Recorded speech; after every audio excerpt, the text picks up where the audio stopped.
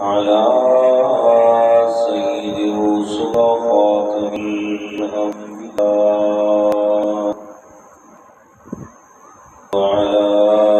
آله وأصحابه الأتقياء الذين هم خلاصة العرب العرباء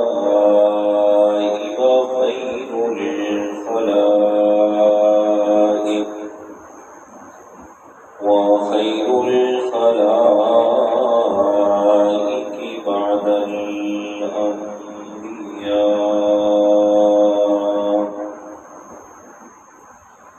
أما بعد فإن خير الحديث كتاب الله وخير الهدي محمد صلى الله عليه وسلم وشر الأمور محدثاتها إن كل محدثة بدعة كل بدعة ضلالة وكل ضلالة في النار.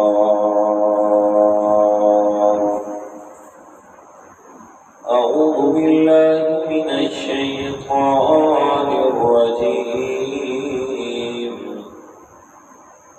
بسم الله الرحمن الرحيم.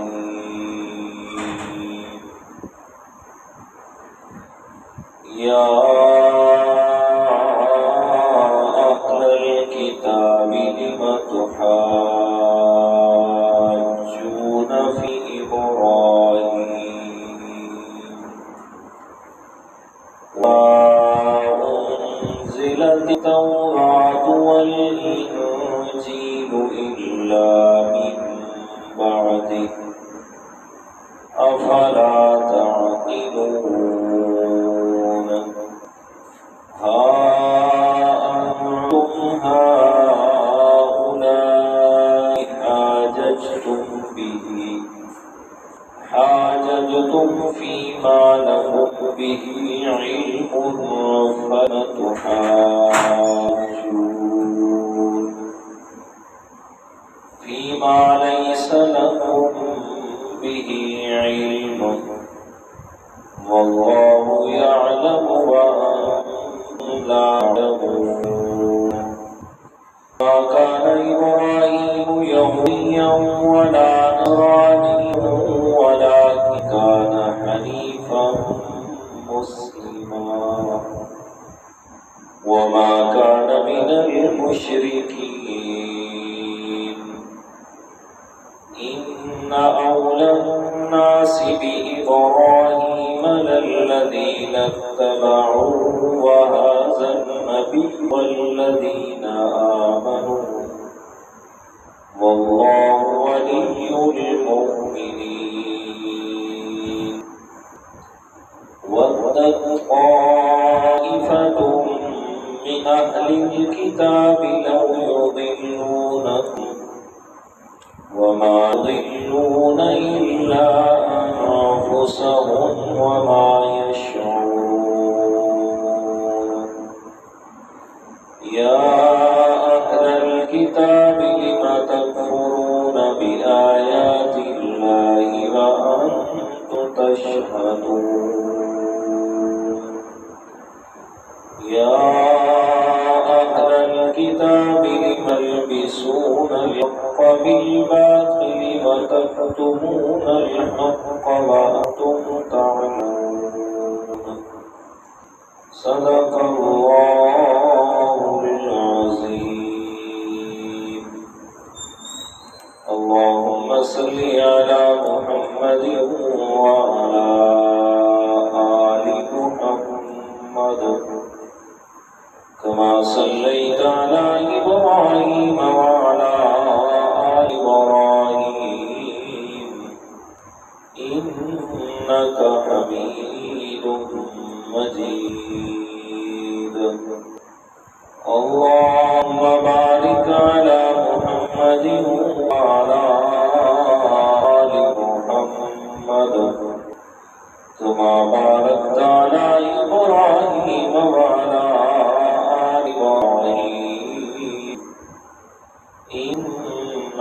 حميد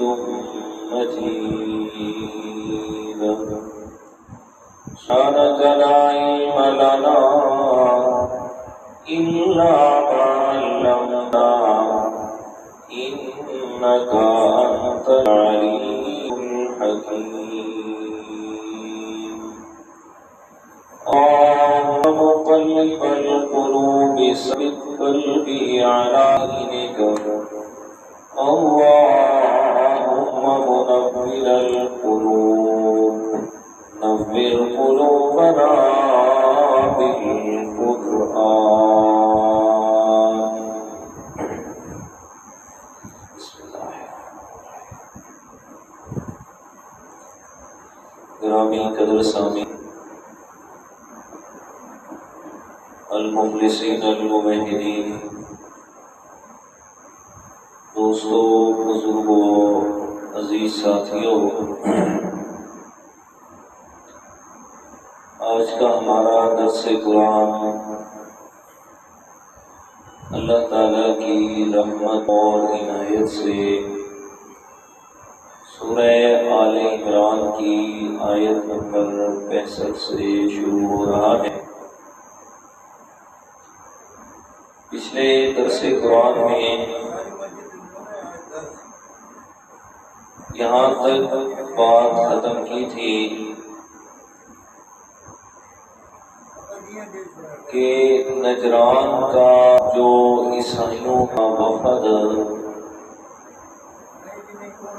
میرے پیارے پیغمبر امام الانبیاء سرور کائنات جناب محمد رسول اللہ صلی اللہ علیہ وسلم کی خدمت آیا تھا اور سیدنا حضرت عیسیٰ علیہ السلام کے بارے میں انہوں نے مناظرہ کیا کہ عیسیٰ علیہ السلام اللہ تعالیٰ کے بیٹے تھے، اس لیے ہم عیسیٰ علیہ السلام کی عبادت کرتے ہیں۔ اور آگے چل کے بات آج کے درس میں آئے گی انشاءاللہ کہ انہوں نے یہ بھی دعویٰ کیا تھا کہ ہم جو عیسیٰ علیہ السلام کی عبادت کرتے ہیں یہ عیسیٰ علیہ السلام ہمیں خود کہہ کے گئے تھے کہ میری عبادت کرنا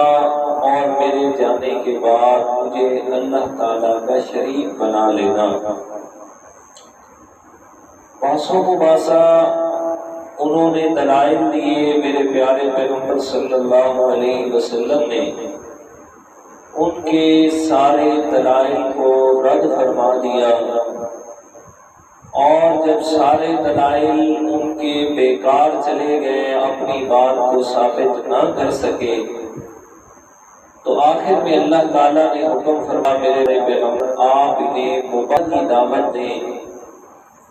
کہ آپ بھی سب کھلے میدان میں آ جائیں، میں پیغمبر بھی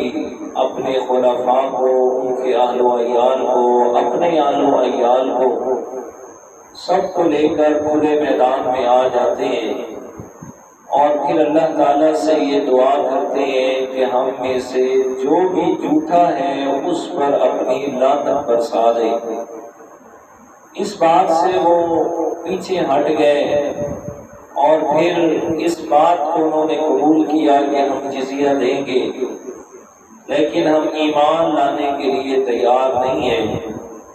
تو جب یہ بات واضح ہو گئی کہ میرا پیغمبر سچا ہے، اپنی تمام تر عقائد میں، اپنے تمام تر نظریات میں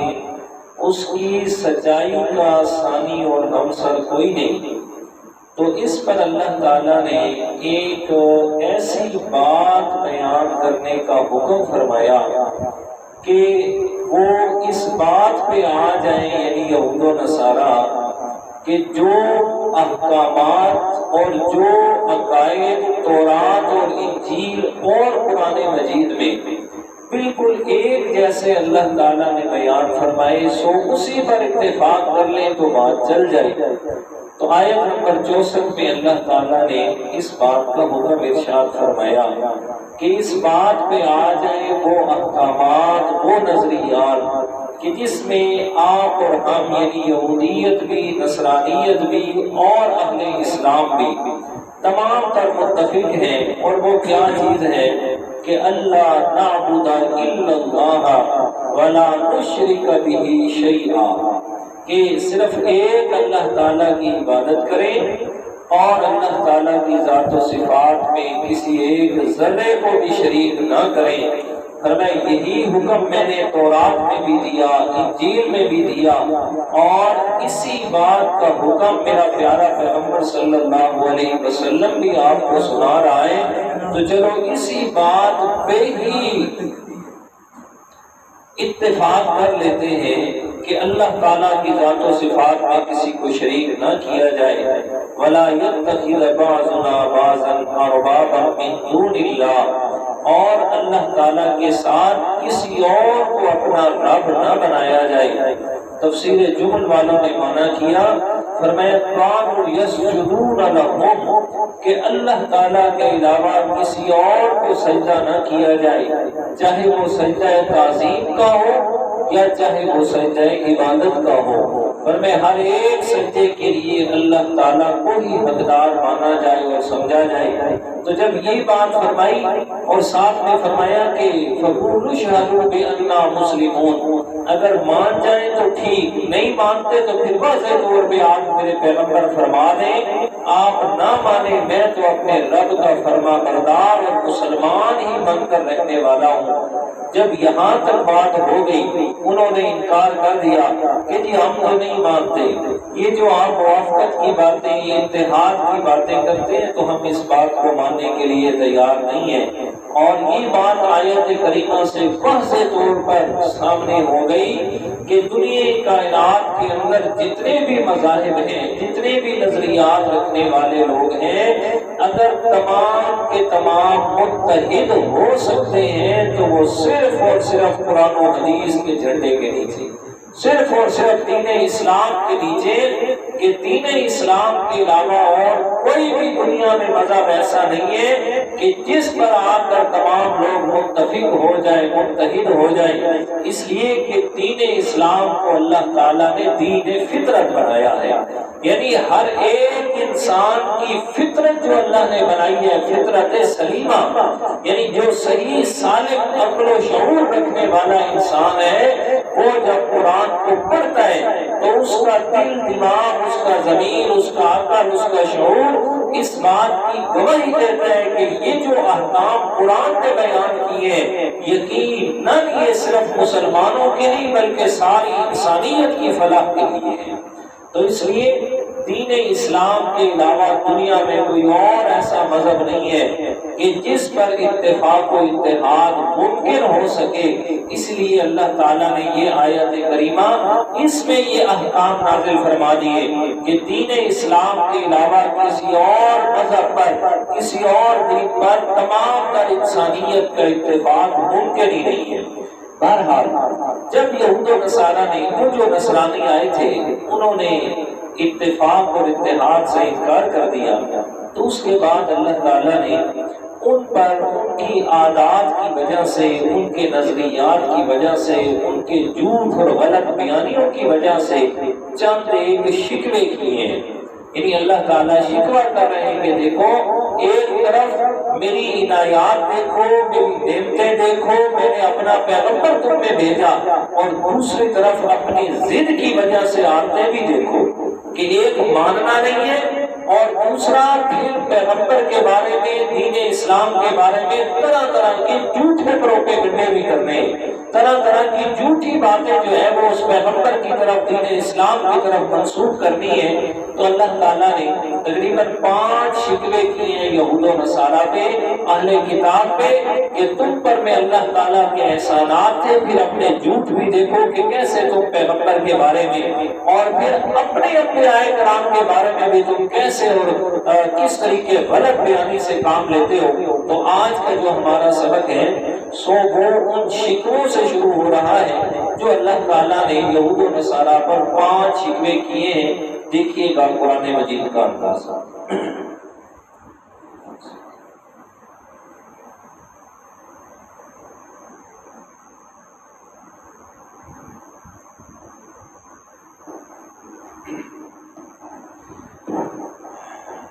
یہاں سے پہلا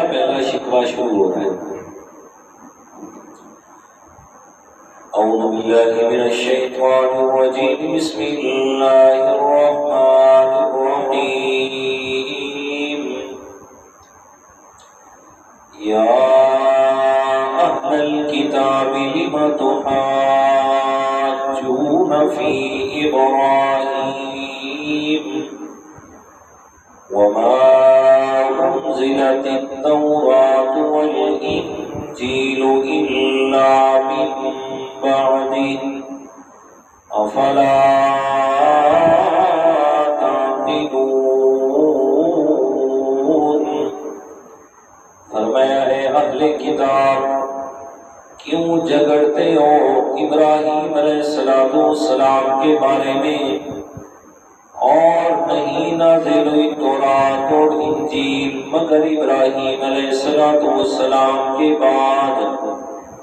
افلا تعقلون، بس آیا تم کیوں نہیں عقل سے کام لیتے؟ پہلا شکوہ کہ یہودی کہنے لگے اور نصارہ نے یہ دعویٰ کیا کہ سیدنا ابراہیم علیہ السلام یہودی اور عیسائی تھے، اس لیے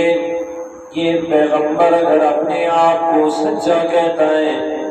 تو دونوں مذہبوں میں سے کسی ایک کا پیروکار بن جائے، یا تو یہودیت کو مان لے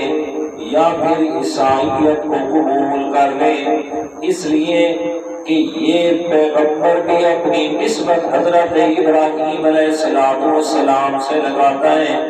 اور اس پیغمبر کو بھی اللہ تعالیٰ نے حکم فرمایا کہ اتبع ملت ابراہیم حنیفا، کہ میرے پیارے پیغمبر آپ نے بھی ابراہیم علیہ السلام کے مذہب اور ملت کی پیروی کرنی ہے۔ کہنے لگے کہ اگر یہ پیغمبر حق اور سچ پہ ہے تو پھر یا تو یہودی ہوتا یا نصرانی اور عیسائی ہوتا، اس لیے کہ ابراہیم علیہ السلام وہ بھی یہودی اور عیسائی تھے۔ تو اللہ تعالیٰ نے اس کا جواب ارشاد فرمایا اہل کتاب تم ابراہیم علیہ السلام کے بارے میں جھگڑنے لگے ہو کہ ابراہیم علیہ السلام یہودی تھے یا عیسائی تھے۔ فرمایا میں رب تمہیں بتاتا ہوں، وما أنزلت التوراة والإنجيل إلا من بعدی، ابراہیم علیہ السلام تو ان دونوں کتابوں کے نازل ہونے سے بھی پہلے پیغمبر تھے۔ یہ دونوں کتابیں یعنی تورات حضرت موسیٰ علیہ السلام پہ نازل ہوئی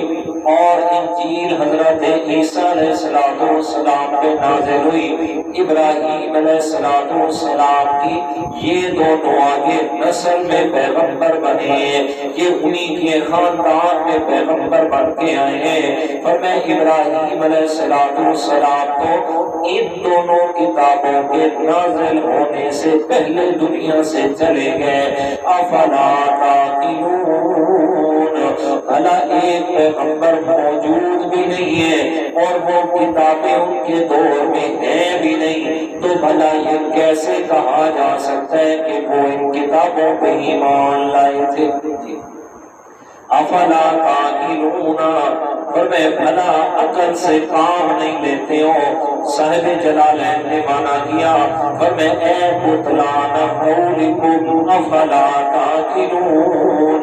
یعنی تمہاری اپنی بات تمہارے اپنے قول کی نفی کرتی ہے کہ ابراہیم علیہ السلام یہودی تھے کہ تورات پہ ایمان لائے تھے، حالانکہ تمہاری اس بات میں یہ واضح ہو گیا کہ تورات کے بعد ابراہیم ہوں گے تو اس پر ایمان لائیں گے، حالانکہ ابراہیم علیہ السلام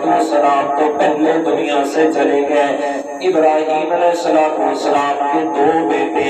حضرت اسحاق علیہ السلام اور حضرت اسماعیل علیہ السلام، اور رب نے وعدہ کیا کیا سورۃ قصص 20ویں پارے میں فرمایا وجعلنا فی ذریتہ النبوہ کہ میں اللہ تعالیٰ نے آپ کی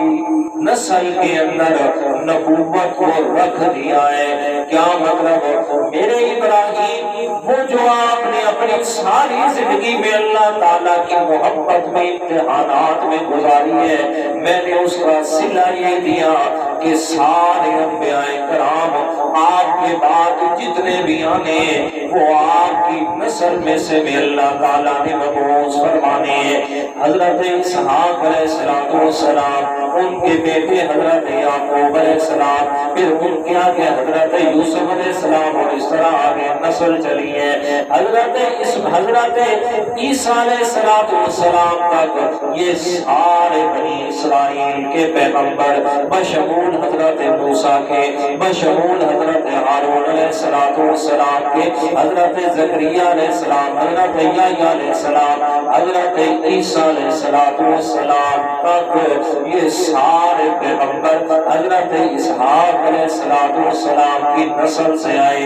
اور حضرت اسماعیل علیہ السلام کے خاندان سے وہ آخر الزمان پیغمبر جناب محمد رسول اللہ صلی اللہ علیہ وسلم تشریف لائے۔ تو فرمایا ابراہیم علیہ السلام بھلا یہودی کیسے ہو سکتے ہیں، عیسائی کیسے ہو سکتے ہیں کہ یہ دونوں مذہب ان کے دنیا سے چلے جانے بعد میں دنیا میں بیٹھے۔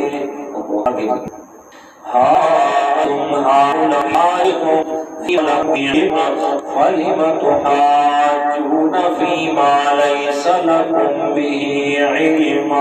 بھلا سنتے نہیں ہو تم کہ یہ لوگ جھگڑ چکے ہیں اس بات پر جس کا تمہیں علم تھا؟ بھلا تم سے کیوں جھگڑ رہے ہیں اس بات میں کہ جس کے بارے میں انہیں علم ہی نہیں ہے؟ واللہ یعلم وانتم لا تعلمون، اور اللہ تعالیٰ خوب جانتے ہیں اور لا تعلمون تم نہیں جانتے ہو۔ کیا مطلب؟ فرمایا یہ میرا پیغمبر ان کے سامنے موجود ہے، اور میرے پیارے پیغمبر کے دنیا میں آنے کی صداقت ان کی تورات اور انجیل کے دلائل دے چکے ہیں کہ میرے پیغمبر نے آنا ہے، وہ آخر الزمان پیغمبر نے دنیا میں مبعوث ہونا ہے۔ پھر اس کی نشانی اللہ تعالیٰ نے تورات میں بھی بیان فرمائی، انجیل میں بھی بیان فرمائی۔ فرمایا آپ کی صداقت کے دلائل پڑھنے کے باوجود یہ آپ سے جھگڑ رہے ہیں، فرمایا انہیں شرم نہیں آتی؟ پھر اس کے بارے میں آپ سے کیوں جھگڑتے ہیں جس میں علم ہی نہیں ہے؟ اللہ تعالیٰ خوب جانتا ہے کہ ابراہیم علیہ السلام کا مذہب کیا تھا۔ فرمایا نہ یہ اس وقت میں موجود تھے، نہ ان کے جناب دادا اس وقت موجود تھے جب ابراہیم علیہ السلام دنیا میں آئے تھے۔ فرمایا میں اللہ تعالیٰ موجود تھا، میں تمہیں بتا رہا ہوں کہ ابراہیم علیہ السلام کا مذہب کیا تھا۔ فرمایا ما کان ابراہیم یہودیا ولا نصرانیا ولکن کان حنیفا مسلما وما کان من المشرکین۔ فرمایا ابراہیم علیہ السلام کا مذہب تھا ما کان ابراہیم یہودیا، ابراہیم علیہ السلام یہودی بھی نہیں تھے، ولا نصرانیہ، اور نصرانی یعنی عیسائی بھی نہیں تھے، ولکن کان حنیفا مسلما، لیکن وہ حنیف تھے، مسلمان فرما بردار تھے۔ حنیف کسے کہا جاتا ہے؟ یکسو ہونے والا۔ فرمایا ساری کائنات سے توڑنے والا، ایک اپنے رب سے جوڑنے والا، مسلمان اے موحدان۔ فرمایا ابراہیم علیہ السلام پکا توحید کا قائل تھا، وما کان من المشرکین، فرمایا وہ شرک کرنے والوں میں سے نہیں تھا۔ فرمایا آپ اپنی حالت کو دیکھیں، آپ نے یہودیت مذہب کے اندر بھی، عیسائیت مذہب کے اندر بھی باقی لوگ تو اپنی جگہ پہ رہ گئے، آپ کے جو بڑے بڑے علماء، یہ بڑے بڑے احبار اور رہبان ہیں، یہ بھی تمہارے رب بن کے بیٹھے ہوئے ہیں، اپنے آپ کو لوگوں کے سامنے اپنی عبادت کے لیے پیش کرتے ہیں، پر میں اپنے نام پہ لوگوں سے سجدے کرواتے ہیں، پر میں اللہ تعالیٰ کی حلال کی ہوئی چیزوں کو حرام اور حرام کی ہوئی چیزوں کو حلال کرنے پہ لگے ہیں، پر میں خود شرک کے اڈے کھول کے بیٹھے ہیں، لیکن میرا ابراہیم وہ شرک کرنے والوں میں سے نہیں تھا، بلکہ حنیفا مسلما۔ اور 14ویں پارے میں فرمایا، پر میں ان ابراہیم کان امتا قانتا للہ حنیفا، پر میں میرا ابراہیم علیہ السلام تھا تو اکیلا پیغمبر، اپنے وقت میں اکیلے ہو کے اللہ تعالیٰ کا حکم لوگوں کو سنایا ہے، لیکن تھا تو اکیلا، لیکن امت کا کام اتنا بڑا کر گیا جتنا ایک پوری امت نے مل کے کرنا ہے۔ اور کون سا کام؟ فرمایا قانتا للہ، فرمایا سب سے بڑی بات یہ تھی کہ ایک رب کے سامنے جھکنے والا تھا، ایک رب کو ماننے والا تھا، حنیفا مسلما، فرمایا وہ یکسو ہونے والا موحدوں میں سے تھا، موحد اعظم تھا حضرت ابراہیم، وما کان من المشرکین، فرمایا وہ شرک کرنے والوں میں سے نہیں تھا۔ اب ابراہیم علیہ السلام کے ساتھ مناسبت اس آدمی کی ہوگی کہ جس کے عقیدے اور نظریے میں شرک نہیں ہوگا، کہ جب وہ خود شرک سے پاک تھے، جب وہ خود شرک سے بیزار تھے، اس لیے ابراہیم علیہ السلام کے ساتھ تعلق اس کا بنے گا، اور وہ آدمی اپنی نسبت ابراہیم علیہ السلام کے ساتھ بتلانے میں سچا ہوگا کہ جس کا نظریہ شرک سے پاک ہوگا، جس کا عقیدہ سچی توحید پر مبنی ہوگا، فرمایا وہی ہوگا۔ اور میں اللہ تعالیٰ تمہیں بتا دوں کہ ابراہیم علیہ السلام کے ساتھ سچی نسبت اور تعلق رکھنے والا کون ہے؟ آگے فرمایا اِنَّ أَوْلَى النَّاسِ بِإِبْرَاهِيمَ لَلَّذِينَ اتَّبَعُوهُ وَهَٰذَا النَّبِيُّ وَالَّذِينَ آمَنُوا وَاللَّهُ وَلِيُّ الْمُؤْمِنِينَ۔ فرمایا ابراہیم علیہ السلام کے ساتھ نسبت رکھنے میں سب سے زیادہ مناسب کون لوگ ہیں؟ فرمایا اتبعوہ، سب سے پہلے وہ لوگ جو ابراہیم علیہ السلام کے زمانے میں ان کی تابعداری کرتے رہے، ان کے پیچھے چلتے رہے، جیسا کہ حضرت لوط علیہ السلام ان کے بھتیجے تھے اور ابراہیم علیہ السلام پر ایمان لائے تھے۔ یہ اللہ تعالیٰ کا اپنا جناب اپنی طرف سے یہ ساری نوازشات ہوتی ہیں۔ اتنا بڑا خلیل پیغمبر جس نے اللہ تعالیٰ کی ذات وحدانیت سنانے کی وجہ سے اپنے آپ کو آگ میں جانا بھی برداشت کر لیا، لیکن اس قوم میں سے صرف ایک آدمی مسلمان ہوا، حضرت لوط علیہ السلام، جو ان کا بھتیجا بھی ہے۔ بعد میں اللہ تعالیٰ نے ان کو نبوت سے بھی سرفراز فرمایا۔ لَلَّذِينَ اتَّبَعُوهُ، ابراہیم علیہ السلام کی طرف نسبت کرنے میں سچے وہ ہیں جو اس کے زمانے کے متبع تھے۔ وَهَٰذَا النَّبِيُّ، اور یہ میرا نبی یعنی محمد صلی اللہ علیہ وسلم، وَالَّذِينَ آمَنُوا، اور وہ لوگ جو میرے پیارے پیغمبر پہ ایمان لائے۔ لا انتم یہود و نصارا، تم نہیں جی، صاحب جلالین نے مانا فرمایا لا انتم، فرمایا یہود و نصارا تم اس بات میں سچے نہیں ہو، اور نہ تو تمہیں یہ بات کہنا مناسب ہے جی،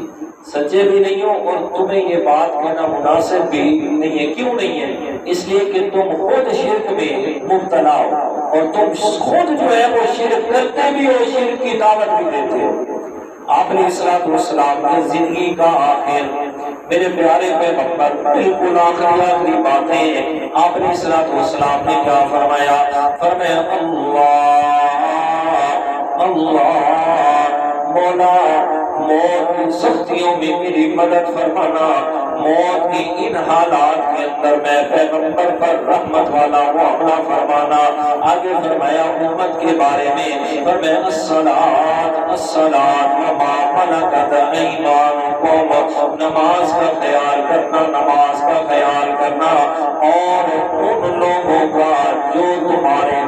تحت ہیں، جو تمہارے پاس کام کرتے ہیں، جو تمہارے غلام ہیں، تمہارے نوکر ہیں، ان کے حقوق کا خیال کرنا، اور دوسرے نمبر پر تمہارے محتاج تمہاری عورتیں ہیں، ان کا بھی خیال کرنا۔ اگلی بات مقصد کی سنانے چلا ہوں۔ دوسری بات میرے پیارے پیغمبر کی زبان پہ آئی، فرمایا لعن اللہ الیہود والنصارى اتخذوا قبور انبیائہم مساجدا، پر میں اللہ تعالیٰ کی لعنت ہو یہود و نصارہ پر، پر میں کیوں لعنت کے مستحق ٹھہرے؟ اتخذوا قبور انبیائہم مساجدا،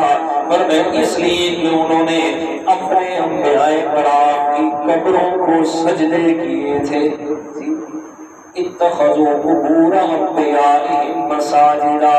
پھر اللہ تعالیٰ سے بھی دعا فرمائی، فرمایا اللہم لا تجعل قبری عیدا، میں مولا میں تجھ سے دعا کرتا ہوں جیسے یہود و نصارہ نے اپنے پیغمبروں کی تعلیمات کو بھلا کے ان کی قبروں کو جا کے سجدے کیے، وہ کام جو مسجد میں اللہ کے لیے کرنا لازم تھا انہوں نے جا کے قبروں پہ کیے۔ مولا تجھ سے دعا کرتا ہوں میری قبر کو بھی سجدہ گاہ نہ بنانا، میری قبر کو بھی عبادت گاہ نہ بنانا، کہ لوگ آئیں اور آ کر میری قبر کے اوپر سجدہ کریں، آئیں اور آ کر میرے نام کی نظر و نیاز مانے۔ مولا تجھ سے دعا کرتا ہوں میری قبر کو ایسا نہ بنانا۔ یہاں تو لوگ آج غصہ ہو رہے ہوتے ہیں نا، کس بات کا؟ مسجد نبوی اور بیت اللہ کے بھی وہابیوں کا قبضہ ہے،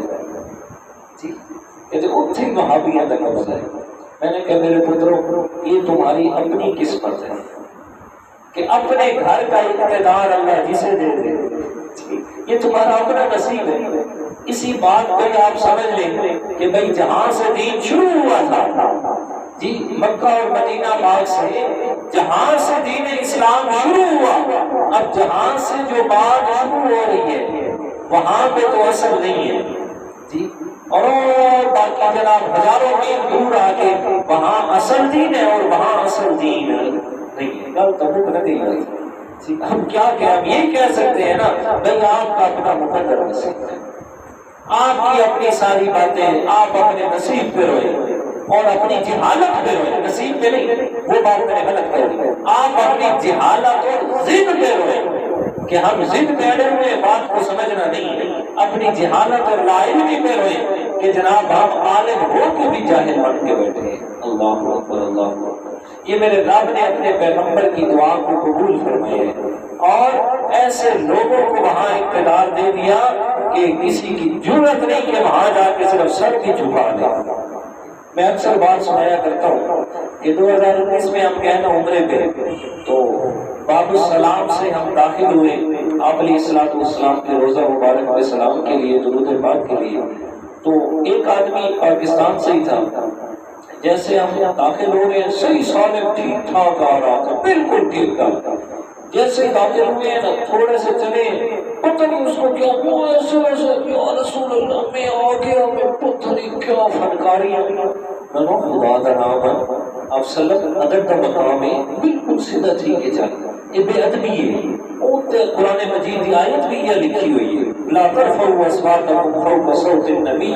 ولا تجهروا له بالقول كجهر بعضكم لبعض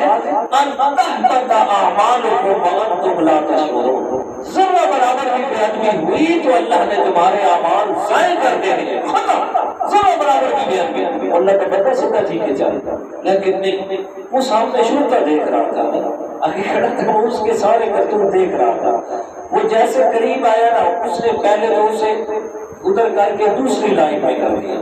جب دوسری لائن میں گیا تو اسی طرح بالکل دیوار کے ساتھ ساتھ اس کو باہر نکال دیا، اور اس کو عربی میں یہ کہہ رہا تھا تمہیں شرم نہیں آتی ادب کرنے، اور آپ کی کیسے جناب بالکل پیچھے سے ٹھیک آ رہا تھا اور آپ آگے آگے آپ کو یہ تکلیف کون سی ہوگی؟ حیران کیے ان لوگوں پہ۔ وہاں جا کے بس اللہ تعالیٰ ہی معاف کرے۔ وہ لوگ اس لیے تو ہم سے متنفر ہے، بڑی عجیب عجیب باتیں کہتے ہیں۔ ایک عالم سے میری ملاقات ہوئی، وہ ادھر ہی کھڑا ہوا تھا، آپ علیہ الصلوۃ والسلام کے روضہ مبارک کے باہر کی طرف نا جالیوں سے بھی تھوڑا سا آگے انہوں نے اب پائپ لگا دیے، یہ جو اسٹیل والے موٹے پائپ ہوتے ہیں نا وہ انہوں نے لگا دیے تاکہ انہوں کا ہاتھ جالیاں تو بھی نہ پہنچے۔ اگر ان کے پاس میں ہو تو یہ جالیاں بھی اکھاڑ کے لے آئے۔ یہ اس بات کو بس اللہ نے فرمائی۔ تو وہاں ان سے بات ہوئی، میں نے کہا جی یہاں آئے ہیں تو یہ درود و سلام کا نذرانہ پیش کرنا ہے، تو کیا کیا جائے، کس طرح کیا جائے؟ تو انہوں نے یہ بتایا، فرمایا کہ وہ نماز میں آپ پڑھتے ہیں السلام علیکہ ایھا النبی ورحمۃ اللہ وبرکاتہ۔ یہاں آپ سلم کے جہاں وہ قبر مبارک ہے اس کے بالکل وہ جالی میں تھوڑا سا سوراخ ہے، اس کے سامنے یہ پڑھے جی آپ علیہ الصلوۃ والسلام پر درود پاک وہ جو نماز میں پڑھتے ہیں اللہم صلی علی اللہم بارک وہ پڑھے جی، جو سب سے افضل درود پاک ہے جی۔ تو وہ انہوں نے بتایا، وہ یعنی کہ عالم کھڑے ہوتے ہیں اور انہیں ہر زبان پہ عبور ہوتا ہے، انگلش میں بات کریں وہ انگلش میں جواب دیں گے، عربی میں کرے عربی میں دیں گے، اردو میں کرے اردو میں جواب دیں گے۔ اللہ تعالیٰ کی رحمت ہے۔ لیکن مجال ہے کہ میں نے ان سے پوچھ لیا، میں نے کہا یار پھر یہ کیا ہے، اتنی جو محبت ہے تو محبت میں تھوڑا سا جھک لیا جائے تو کیا ہے؟ میرے منہ کی طرف دیکھ کے یہ کہتے ہیں آپ کا پاکستانی، میں کہا میں ہاں کا پاکستانی، لیکن میں آپ سے ویسے پوچھ رہا ہوں، لیکن نہیں آپ کو ساری بات کا پتہ ہے، آپ جان پوچھ کے کر رہے ہیں۔ پھر پوچھا آپ عالم ہیں؟ جی الحمدللہ میں عالم ہوں۔ تو پھر جو ہے اس سے 5 سال پھر بات چیت ہوئی، حال حوال پھر چلے گئے۔ تو یہ حالات اللہ تعالیٰ رحم کرے کہ اپنے گھر میں اللہ تعالیٰ نے ان کو جو جگہ دی ہے اس لیے کہ اپنے پیغمبر اور اپنے محبوب کی دعا کو قبول فرمایا ہے کہ وہاں شرک نہیں ہو سکتا۔ حضرت شاہ فیصل رحمۃ اللہ تعالیٰ نے جو بادشاہ اس کے سعودیہ کے بادشاہ گزرے بھٹو دور میں وہ یہاں آئے تھے، فیصل مسجد بھی بنی تھی اس دور میں، تو وہ یہاں آئے تو بھٹو صاحب انہیں لے کے جا رہے تھے سندھ، اور گئے اور سندھ سے پھر وہ کیا نام ہے محمد عثمان ان کے دربار پہ، کون سا ہے وہ دربار مشہور ہے سندھ میں، ہاں جی لال شہباز کا دربار، ان کے دربار کی طرف لے کے جا رہے ہو۔ کہاں لے کے جا رہے ہو؟ کہتے جی یہاں ہمارا بہت بڑا دربار ہے۔ شاہ فیصل ادھر ہی قدم روک دیے، ارے بھٹو صاحب میری بات سنو، اگر یہ کام کرنا شریعت میں جائز ہوتا نا تو ہمارے پاس جو ہستی پڑی ہے نا اس کے ساتھ کی کائنات میں اور اللہ تعالیٰ نے ہستی پیدا ہی نہیں فرمائی۔ اگر یہ جائز ہوتا تو ہم اس ہستی کا دربار ہیرے اور جواہرات سے بنا دیتے جی۔ جب جائز ہی نہیں ہے، حرام ہے، شرک میں لے کے جا رہے ہیں، میں کبھی نہیں آؤں گا ادھر سے ہی واپس ہو جاؤں جی۔ فرمایا اِنَّ أَوْلَى النَّاسِ بِإِبْرَاهِيمَ لَلَّذِينَ اتَّبَعُوهُ وَهَٰذَا النَّبِيُّ وَالَّذِينَ آمَنُوا۔ فرمایا ابراہیم علیہ السلام کے مناسب وہ لوگ ہیں جو ان کے زمانے میں ان کے پیروکار تھے، وَهَٰذَا النَّبِيُّ اور یہ میرا نبی ہے، وَالَّذِينَ آمَنُوا اور وہ لوگ جو اس پیغمبر پر ایمان لائے، یعنی پیغمبر کے صحابہ۔ سبحان اللہ، دیکھیے گا میرے پیارے دوست کہ اللہ تعالیٰ کو اپنے پیغمبر کے صحابہ کے ایمان پہ کتنا یقین ہے کہ اپنے پیغمبر کے ساتھ میں اپنے پیغمبر کے صحابہ کا ذکر فرما دیا۔ اعتماد ہے تو تب فرمایا نا والذین آمنوا، فرمایا وہ جو میرے پیغمبر پہ ایمان لائے، فرمایا وہ ابراہیمی کہلوانے کے زیادہ حقدار ہیں۔ والذین آمنوا وہ لوگ ابراہیم علیہ السلام پر ایمان لانے اور آپ کے ساتھ محبت کا اظہار اور اقرار کرنے میں سچے ہیں۔ والذین آمنوا اور میرے پیارے اگر مان لی جائے نا بعد میں آنے والوں کی بات کو، جو یہ کہتے ہوئے تھکتے ہی نہیں ہے کہ پیغمبر علیہ السلام جب دنیا سے گئے چند ایک ایمان والے رہ گئے، باقی سارے نوز بلا مرتد ہو گئے، سارے دین اسلام چھوڑ کے چلے گئے۔ اور میرے پیارے پھر قرآن مجید کی اس آیت کا کیا جواب دو گے کہ جن کو اللہ تعالیٰ نے اپنے نبی کے ساتھ ذکر فرمایا والذین آمنوا، اور آگے فرمایا واللہ ولی المؤمنین، اور اللہ تعالیٰ مومنوں کا دوست ہے۔ فرمایا یہ جو صحابہ کرام ہیں نا، فرمایا ان کے ساتھ میں اللہ تعالیٰ کی دلی محبت ہے، ان کے ساتھ میں اللہ تعالیٰ کا دلی لگاؤ ہے، ولی المؤمنین۔ فرمایا میں اللہ تعالیٰ اپنے پیغمبر کے صحابہ کے ایمان کو تسلیم کر رہا ہوں، ان کے ایمان کی گواہی دے رہا ہوں اس صورت میں کہ یہ الفاظ فرما کے واللہ ولی المؤمنین، اور اللہ تعالیٰ مومنین کا ساتھی اور دوست ہے۔ دوسرا شکوہ فرمایا وَطَائِفَةٌ مِّنْ أَهْلِ الْكِتَابِ لَوْ يُضِلُّونَكُمْ، فرمایا یہود و نصارہ یہ خواہش کرتے ہیں کہ کاش کے مسلمان بھی ہماری طرح گمراہ ہو جائیں، یہ جو دین اسلام پہ کاش کہ اس سے دوبارہ کفر میں آ جائیں، آپ کو گمراہ کرنے کی کوشش کرتے رہتے ہیں۔ اور اسی پر اللہ تعالیٰ نے شکوہ فرمایا اور میں تمہیں شرم نہیں آتی، میرے انعامات کتنے تھے آپ پہ، اور پھر آخری انعام میرا پیغمبر بھی تمہارے اندر آ گیا، بجائے اس کے کہ اس پر ایمان لے آؤ تم اس کی مخالفت کرتے ہو، اور جو اس پر ایمان لے آئے ان کو گمراہ کرنے کی کوشش کر رہے ہو۔ فرمایا وَطَائِفَةٌ مِّنْ أَهْلِ الْكِتَابِ لَوْ يُضِلُّونَكُمْ، اور اہل کتاب کا ایک بڑا گروہ یہ خواہش رکھتا ہے لَوْ يُضِلُّونَكُمْ کہ کاش کہ وہ تمہیں گمراہ کر دے، کاش کہ وہ تمہیں راہ راست سے ہٹا دے۔ وَمَا يُضِلُّونَ إِلَّا أَنفُسَهُمْ وَمَا يَشْعُرُونَ، حقیقت یہ ہے کہ وہ خود گمراہ ہو چکے ہیں اور اس بات کا شعور بھی نہیں رکھتے۔ اب دیکھیے گا کہ قرآن مجید کی یہ آیت کریمہ 1450 سال کے قریب ہو چکا، نازل ہو گئی، قرآن مکمل ہو گیا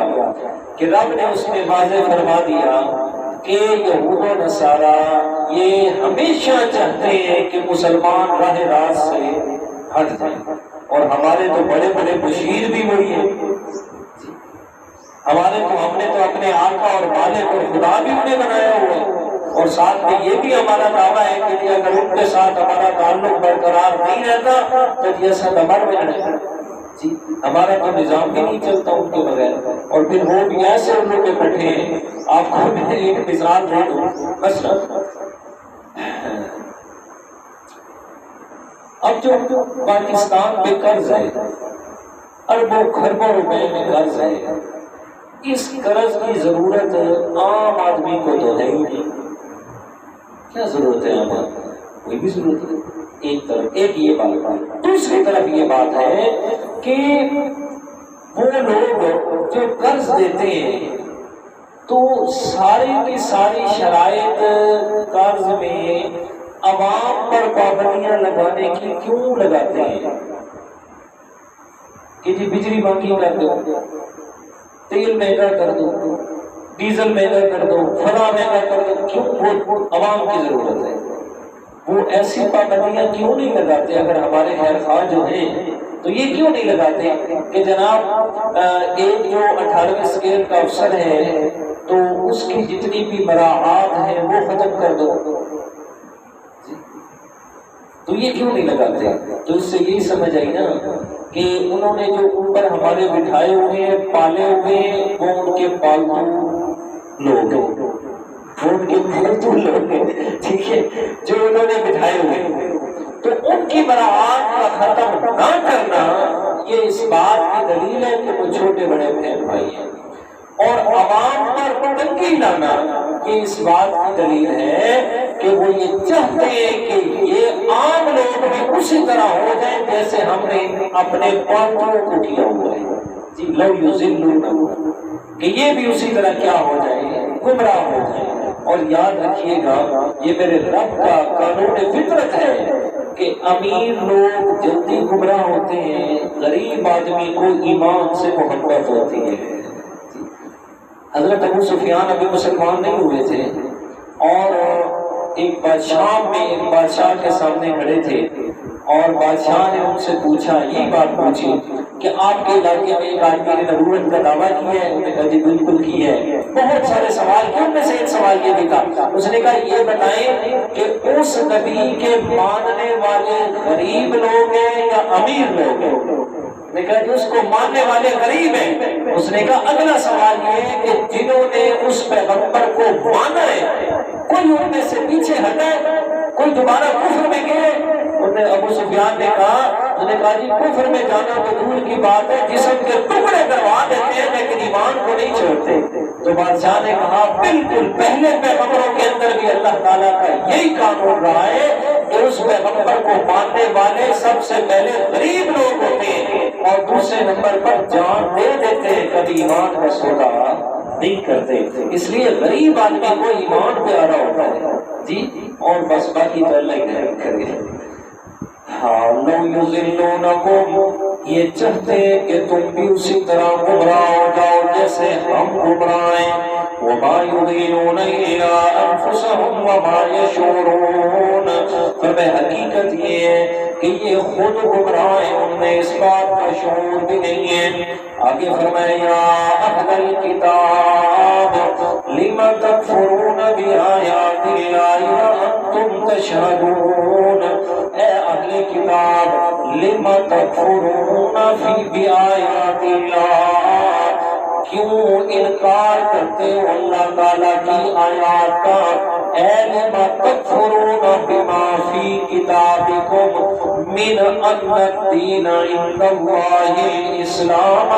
وانتم تشہدون بذالک۔ علامہ روح المعانی نے اس کا معنی کیا تفسیر روح المعانی میں، فرمایا اہل کتاب تم کیوں انکار کرتے ہو اللہ تعالیٰ کی آیات کا؟ کون سی آیات کا؟ کہ رب نے فرمایا ان الدین عند اللہ الاسلام، کہ بے شک دین اللہ تعالیٰ کے ہاں وہ دین اسلام ہے۔ وَأَنْتُمْ تَشْهَدُونَ، اور تم اس پر گواہ بھی ہو۔ کیا مطلب؟ تم اسی بات کو اپنی کتابوں میں لکھا ہوا بھی پاتے ہو، تم اسی بات کو اپنی کتابوں میں موجود بھی پاتے ہو، پھر اللہ تعالیٰ کی آیات کا انکار کیوں کرتے ہو؟ یعنی اس بات سے انکار کہ اب قیامت تک مذہب حق وہ صرف مذہب اسلام ہے، فرمایا تم اس بات سے انکار کیوں کرتے ہو؟ دوسری بات فرمایا یا اہل الکتاب، اے اہل کتاب لم تلبسون الحق بالباطل، فرمایا کیوں ملاتے ہو حق کو باطل کے ساتھ؟ وتکتمون الحق، اور چھپاتے ہو حق کو، وانتم تعلمون، اور تم اس بات کو جانتے بھی ہو۔ اب یہاں یہ بھی فرما دیا کہ اہل کتاب میں علمی خیانت بھی تھی، علمی خیانت بھی تھی۔ جو ان کے بڑے بڑے قوم اور ان کے پادری اور ان کے احبار اور رہبان تھے نا، وہ صرف مال نہیں بٹورتے تھے بلکہ علمی خیانت بھی ان میں انتہا درجے کی تھی کہ لما تلبسون الحق بالباطل، ایک ہوتا ہے تلبیس اور ایک ہوتا ہے کتمان۔ تلبیس کہا جاتا ہے کہ بات کو ایسے گھما پھرا کے کرنا کہ سچ اور جھوٹ مل جل جائے، کہ نہ پتہ چلے کہ سچ کیا ہے نہ پتہ چلے کہ جھوٹ کیا ہے۔ اور کتمان یہ ہے کہ سرے سے سچ بات کوئی چھپا دینا، اصل بات ہی ظاہر نہ کرنا۔ اللہ تعالیٰ نے فرمایا یہود و نصارہ کے علماء میں یہ دونوں خباثتیں تھی، بات کرتے تو ایسے ملا جلا کے اور گھما پھرا کے کہ سامنے والے کو سیدھی بات کا تصور ہی نہ ہوتا، اور دوسری بات وَتَكْتُمُونَ الْحَقَّ، اور ہمیشہ سچی بات کو چھپا جاتے، اس پہ پردہ دے دیتے۔ بڑا مشہور واقعہ ہے، یہودیوں میں ایک شادی شدہ آدمی نے زنا کر لیا، بات گواہوں سے ثابت ہو گئی۔ ابھی تک قرآن مجید میں اللہ تعالیٰ نے شادی شدہ مرد اور شادی شدہ عورت کے زنا کی سزا نازل نہیں فرمائی تھی۔ فرمایا جب میرے پیارے پیغمبر کے پاس یہ مقدمہ آیا، اللہ کے پیارے پیغمبر نے فرمایا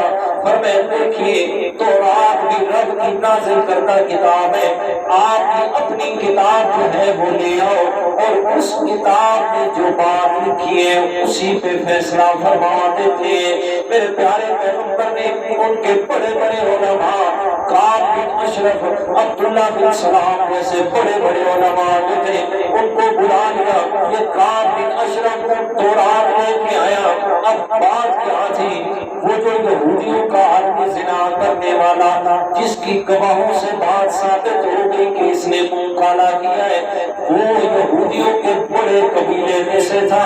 اس نے کعب بن اشرف کو لالچ دی، کہتے جناب جو آپ چاہیں گے ہم حاضر کر دیں گے، ہمیں سنسار ہونے سے بچایا جائے۔ اس لیے کہ اگر غیر شادی شدہ مرد یا عورت وہ زنا کرنے گواہوں سے ثابت ہو جائے تو اس کی سزا ہے کہ انہیں 100 کوڑے مارے جائیں، 100 چھتر مارے جائیں، دونوں کو، لڑکی کو بھی اور لڑکے کو بھی۔ اور اگر شادی شدہ مرد یا شادی شدہ عورت وہ زنا کرتے ہوئے پکڑے گئے اور گواہوں سے بات ثابت ہو گئی تو اب ان کی سزا ہے کہ انہیں پتھر مار مار کے قتل کر دیا جائے۔ اس کو کہتے ہیں سنسار کرنا، کہ پتھر مار مار کے انہیں قتل کر دیا جائے۔ اور تورات شریف کے اندر بھی شادی شدہ مرد شادی شدہ عورت اگر زنا کرتے ہوئے گواہوں سے ثابت ہو گئی تو ان کی سزا بھی یہی لکھی تھی۔ کعب بن اشرف کی اس کے ساتھ لین دین ہو گئی، ڈیل ہو گئی کہ ٹھیک ہے وہ میرا کام ہے تجھے بچانا، بس فلاں فلاں چیز اس نے کہا سب کچھ جناب نذرانے آپ کے گھر پہنچ جائیں گے، پریشان نہ ہو، جیسے آج کل ججوں کے ساتھ ڈیل ہوتی ہے۔ جی ہمارے شہر میں عصر کے وقت قتل ہوا تھا، عصر کے وقت، اور 20 آدمیوں کے سامنے قتل ہوا تھا، 20 آدمیوں کے سامنے۔ اور وہ جو قتل ہونے والا تھا وہ تھا بھی جمعیت علماء اسلام ہرنولی کا صدر تھا۔ جو قاتل تھا ان کے ساتھ ان کا کوئی مطلب جھگڑا، لڑائی جھگڑا زمین کے بارے میں چل رہا تھا، اور تو میں کتنی دفعہ ہو چکی تھی۔ جو مقتول تھا ان کے گھر کے ساتھ ہی فوتگی ہو گئی، اور وہ قاتل اس کی تعزیت پہ آیا ہوا تھا۔ یہ اپنے گھر سے اٹھ گئے، جیسے یہاں سے لے کے یہ جو سامنے باہر سروس اسٹیشن ہے اتنا دور تھا ان کا گھر، یہاں سے اٹھ کے وہ جو فوتگی والے گھر ہے اس کے گھر چلا گیا اور اس کو جا کے گالیاں دینے لگ گیا، یہ ہے وہ ہے فلاں ہے۔ اس نے کہا یار میں تو ٹالوایا، مجھ سے دور ہو جا، یہ نہ ہو مجھ سے کوئی اور کام ہو جائے، اب چلے جائے، یہاں سے چلے جائے۔ لیکن وہ نہیں گیا، اسے پتہ نہیں ذہن میں کیا تھا، وہ اس کی منتیں کر کر وہ اور گالیاں دیتا رہا۔ تو اس نے کیا کیا، آخر وہ تنگ آیا نا، اٹھا، ساتھ میں اس کی گاڑی کھڑی تھی، گاڑی سے اس نے اپنی ریفل اٹھائی، اور ریفل اٹھا کے اس نے بورڈ لگایا، اس نے کہا نئے جو راندا، کب سے منع کر رہا ہوں تو نئے راندا کا مت دیکھے۔ ادھر تعزیت پہ 20 لوگ بیٹھے ہیں، سامنے اس کے بھائی لوگ اپنی بیٹھک پہ بیٹھے ہیں، باقی لوگ بھی اثر کا وقت ہے، رش دیکھ رہے ہیں، سب کے سامنے اس نے اس کو فائر کیا، ایک نہیں 3-4 فائر لگائے، قتل کیا، اور جناب آرام سے وہ گاڑی میں بیٹھ کر چلا گیا۔ اس بات کو غالباً کوئی سال بھی نہیں ہوا، اور 7-8 مہینے ہوئے۔ آج میں گیا ہرنولی شہر، پتہ چلا ہے کہ وہ ضمانت پہ چھوٹا ہے، قاتل ضمانت پہ رہا ہو گئے، اور پکی ضمانت پہ۔ اور اس کے بارے میں پھر وہ آدمی بتا رہا تھا جس جج نے فیصلہ دینا تھا نا اس کی ضمانت کا، تو وہ جج صاحب کرسی پہ آ کے بیٹھتے، 5 منٹ کے بعد پھر اپنے چیمبر میں چلے جاتے، پھر آ کے بیٹھتے، پھر چلے جاتے، پھر بیٹھتے، کو 20 مرتبہ وہ اٹھ کے اندر گیا، پھر آئے، اندر گیا، پھر آئے۔ میں نے کہا ظاہر ہے کچھ بھی ہو جائے، چاہے لاکھوں کروڑوں روپے بھی سامنے ہو، تو ضمیر بھی تو کوئی چیز ہے کہ نہیں؟ ضمیر بھی تو اسے کہتا ہوگا بھی کس کی ضمانت دے رہا ہے، یہ تو پکا سچا قاتل ہے، کس کو تو رہا کر رہا ہے؟ ضمیر بھی تو کوئی چیز ہے نا۔ تو بہرحال ہمارے ہاں تو یہ ڈیل ہوتی ہے، قتل کر کے کروڑ روپے گئے اور چل گیا بھائی، قاتل باہر آ گئے، کوئی پوچھنے والا بھی نہیں ہے۔ تو وہ بھی ڈیل انہوں نے کی کعب بن اشرف کے ساتھ، اس نے کہا ٹھیک ہے، وہ میرا کام ہے بچانا۔ ہاں، پیارے پیغمبر صلی اللہ علیہ وسلم کے سامنے آیا تو اس نے تورات شریف کا وہ پیج برکا کھولا میرے پیغمبر کے سامنے، اور جس جگہ پہ سزا لکھی ہوئی تھی کہ سنگسار کرنا ہے، اس جگہ پہ اپنا انگوٹھا رکھ لیا اور کہتا ہے جی یہ دیکھیں، یہ لکھا ہے کہ جی زنا کرنے والا مرد ہے یا عورت ہے، اس کو 100 کوڑے لگائے جائیں، اس کو 100 کوڑے لگائے جائیں۔ میرے پیغمبر نے فرمایا کعب بن اشرف، خدا کا خوف کر اور اٹھانا یہ جو اوپر رکھا ہوا ہے، دیکھ اس کے نیچے کیا لکھا ہوا ہے۔ جیسے اٹھایا تو نیچے جناب وہی لکھا ہے کہ شادی شدہ مرد یا عورت زنا کرتا ہے تو اس کو سنسار کر دیا جائے۔ فرمایا یہ بات تقولون الحق، فرمایا جان بوجھ کے حق کو چھپا جایا کرتے تھے، وانتم تعلمون، جانتے بھی تھے کہ ہم اس بات کو غلط کر رہے ہیں، اس کے باوجود ہی جناب یہ کام کر جاتے ہیں۔ قرآن مجید میں اللہ تعالیٰ نے ان لوگوں کے، ایسے لوگوں کی خباثتوں کو ذکر فرمایا سورہ توبہ کے اندر کہ میرے پیارے پیغمبر، یہ جو یہود و نصارہ کے بڑے بڑے علماء ہیں، ان کی اپنی خباثتیں، ان کی بنیادات یہ ہیں کہ کس طریقے سے یہ لوگوں سے مال ہڑپ کر جاتے ہیں۔ فرمایا یا ایھا الذین آمنوا ان کثیر من الاحبار والرهبان لا یأمرون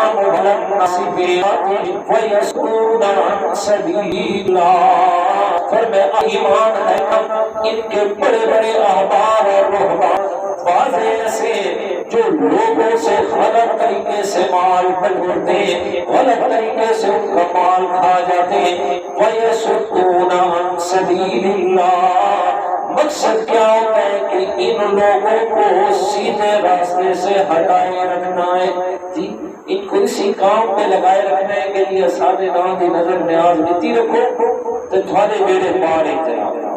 ہمارے سجدے کرو اور ہمارے نام کے یہ بکرے چھترے سارے چڑھاؤ، تمہیں ضرورت ہی نہیں ہے، کوئی اور کام اور کسی طرف جانے کی ضرورت ہی نہیں ہے۔ بادشاہو، ہم آپ کی انگلی پکڑ کے آپ کو جنت پہ پہنچائیں گے۔ جی کہ کئی لوگ ہیں ان سے اس ٹاپکس پہ بات ہوتی رہتی ہے تو وہ کہتے ہیں استاد جی تو سادہ تا اگو کوئی انگل لپن والا بھی کوئی نہ ہو سی، کہ وہ کیوں یعنی تسا کسے نو بنے تے ہو نہیں، کسے بابے دے نام تے کسے دے عرس تے بیٹھے ہو؟ میں نے کہا الحمدللہ آج تک ہونا گیا، اللہ گھر بھی نہ ملیا۔ کہتے کسے دے عرس تے بن کے میرا بکرا چھترا گھوڑا کوئی شکل تھی نہیں، مطلب سوال ہی پیدا سکے جلے تسا جو من بنے دے تو انہاں کیا پتہ نہیں تھون سیان نے، انہاں تو تھون سیان نہیں کو نہیں، تو جلے انہاں نہیں سیانا تو جگہ تے تھڑ کے پہنچا ہونا۔ یقین تو ہو جاتا ہے۔ میں نے کہا جی ہمیں اپنے رب کی اور پیارے پیغمبر کی پہچان حاصل ہو جائے بس وہی کافی ہے، اور انہی کے ساتھ ہمارا کامل یقین ہے کہ ان سے محبت ہے تو پھر انشاءاللہ اللہ تعالیٰ انہی کی اس ایمان والی محبت کی بدولت ہمیں ضرور کامیاب فرمائے گا۔ باقی ساری باتیں ہیں اور ایک پیغمبر سے اصل ایمان والی محبت ہے تو پھر کچھ بھی نہیں، پھر کچھ بھی نہیں۔ آگے تیسرا شکوہ ہے وقال طائفة من أهل الكتاب آمنوا بالذي أنزل على الذين آمنوا وجه النهار واكفروا آخره لعلهم يرجعون۔ ہاں، بڑی سازش یہود کی طرف سے، یہودیوں نے آپس میں بیٹھ کے مشورہ کیا، کہتے مسلمانوں کو کیسے گمراہ کیا جائے، اس پیغمبر سے دور کیا جائے۔ کہتے ایسا کرتے ہیں کہ صبح کے وقت جا کے اس پیغمبر پر ایمان لاتے ہیں اور کہتے ہیں کہ جناب یہ سچا پیغمبر ہے، اللہ تعالیٰ کی طرف سے اس پہ سچ نازل ہو رہا ہے، ہم صبح کے وقت جا کے اسلام قبول کر لیتے ہیں اور شام کے وقت جا کے اسلام کو چھوڑ دیتے ہیں، اور ساتھ میں یہ بھی کہیں گے لوگوں کو کہ اصل میں یار وہ جو قرآن اور انجیل تھی اس کا یہ حصہ آج ہم نے پڑھا ہے، لہذا اس میں لکھی ہوئی ہے یہ بات کہ یہ دین جھوٹا ہے، یہ پیغمبر سچا نہیں ہے، نعوذ باللہ۔ جب ہم اتنے بڑے عالم یہودیوں کے ایسا کریں گے کہ صبح کے وقت دین قبول کرنا، شام کے وقت اس کا انکار کر دیں گے، تو لوگوں کے اندر یہ بات یقیناً شک تو پیدا ہوگا کہ یار کوئی نہ کوئی بات تو ضرور ہے، اگر یہ دین سچا ہوتا تو جناب یہ کیوں چھوڑ دیتے؟ تو یہ ان کی ایک خبیث سازش تھی، اس کا ذکر فرمایا۔ ہمیں وقالت طائفۃ من اہل الکتاب، اور کہا اہل کتاب میں سے گروہ نے، آمنوا بالذی انزل علی الذین آمنوا، فرمائے ایمان لے آؤ اس پر جو نازل کیا گیا ہے اہل ایمان پر، وجہ نہاری صبح کے وقت، وَكْفُرُوا آخِرَهُ، اور انکار کر دو شام کے وقت میں، لَعَلَّهُمْ يَرْجِعُونَ، شاید کہ یہ لوگ اپنے دین اسلام سے پھر جائیں۔ یعنی ایسے شکل کو شبہات پیدا کر دو نا کہ دل میں یہ بات ہے کچھ نہ کچھ تو بات ضرور ہے، کوئی نہ کوئی بات تو اس میں ضرور ہے کہ یہ جو پھر رہے ہیں نا لوگ، اگر یہ سچا دین ہوتا تو اس کو چھوڑ کے کوئی بھی نہ جاتا۔ وَلَا تُؤْمِنُوا إِلَّا لِمَن تَبِعَ دِينَكُمْ، اور نہ ایمان لاؤ تم مگر اس کو جو چلے تمہارے دین پر۔ اب آپس میں یہ مشورہ کر رہے ہیں یہود و نصارہ، خاص کر یہود کے بڑے بڑے علماء، کہ ایک تو یہ بات کرنی ہے کہ صبح کے وقت ایمان قبول کر لینا اور شام کے وقت اس کا انکار کر دینا، اور دوسرے نمبر پر صرف آپ نے اتنی ہی بات کہنی ہے کہ ہم وہ بات ماننے کے لیے تیار ہیں جو ہماری یہودیت کے مناسب بات ہے، جو بات ہمارے مذہب یہودیت کے اندر ٹھیک ہے ہم وہی بات کو مانتے ہیں، وگرنہ اس کے علاوہ کوئی بات بھی نہیں مانتے۔ فرما دیجئے قل ان الہدی ھدی اللہ، بے شک ہدایت وہ اللہ کی طرف سے ہدایت ہے، یعنی ہدایت والی صرف وہی بات ہونی ہے کہ جس سے اللہ تعالیٰ نے ہدایت فرمایا ہے، جسے اللہ تعالیٰ نے ہدایت کی بات فرمایا ہے۔ آگے ایوتا احدکم مثل ما اوتیتم او یحاجوکم عند ربکم، اور یہ سب کچھ اس لیے کہ کسی کو ہمارے جیسا کیوں عطا کیا گیا ہے، مثل ما اوتیتم، یعنی جیسے نبوت ہماری نسل میں تھی، یعنی بنو اسحاق کے اندر سارے انبیاء کرام بنو اسحاق سے عیسیٰ علیہ السلام تک جیسے نبوت ہماری نسل میں تھی، اسی طرح نبوت بنو اسماعیل کو کیوں عطا کی گئی کہ بنو اسحاق سے بنو اسماعیل کی طرف کیوں چلی گئی نبوت۔ پہلے عرض کر چکا ہوں سارے بنی اسرائیل کے پیغمبر حضرت اسحاق علیہ السلام کی نسل سے، اور آپ صلی اللہ علیہ وسلم حضرت اسماعیل علیہ السلام کی نسل سے کہتے ہیں ایوتا احد مثل ما اوتیتم، یہ سارا معاملہ اس لیے کہ یہ کہتے ہیں کہ جیسے ہمیں عطا کیا گیا ایسے کسی اور کو کیوں ملے، او یحاجوکم عند ربکم، یا وہ کیوں غالب آئے ہمارے اوپر اللہ تعالیٰ کے سامنے، یعنی ان کا دین اللہ تعالیٰ نے حق بنا دیا، اب اگر ہم نہیں مانیں گے تو یہی پیغمبر اللہ تعالیٰ کے سامنے ہمارے اوپر دلیل حجت قائم کرے گا، دلائل میں ہمارے اوپر غالب رہے گا کہ اللہ تعالیٰ نے جو سارے دلائل عطا فرمائے، دین عطا فرمایا، مقصد یہ ہے کہ یہ پیغمبر کو نہ ماننا، پیغمبر پر ایمان نہ لانا اس وجہ سے نہیں ہے کہ انہیں پتہ نہیں ہے کہ یہ پیغمبر سچا ہے، صرف اس وجہ سے ایمان نہیں لا رہے کہ ان کے دل میں پیغمبر کے ساتھ حسد ہے، پیغمبر کے ساتھ بغض اور دشمنی ہے کہ اللہ تعالیٰ نے ان کو اتنا مقام کیوں عطا فرما دیا۔ اور حسد کا کوئی بھی علاج نہیں ہے۔ اللہ تعالیٰ نے فرمایا ان الفضل بید اللہ، اور دنیا والوں یہ اللہ تعالیٰ کا فضل ہے اور اسی کے قبضے قدرت میں ہے، بید اللہ، اللہ تعالیٰ کے قبضے قدرت میں یعطی من یشاء، وہ جسے چاہتا ہے عطا فرما دیتا ہے، واللہ واسع علیم، اس لیے کہ اللہ تعالیٰ بڑی وسعتوں والا ہے، بڑے وسیع و عریض اللہ تعالیٰ اپنی قدرت کے خزانے رکھنے والا ہے، بڑا فضل اللہ تعالیٰ کا ہے، بڑا وسیع ہے، علیم،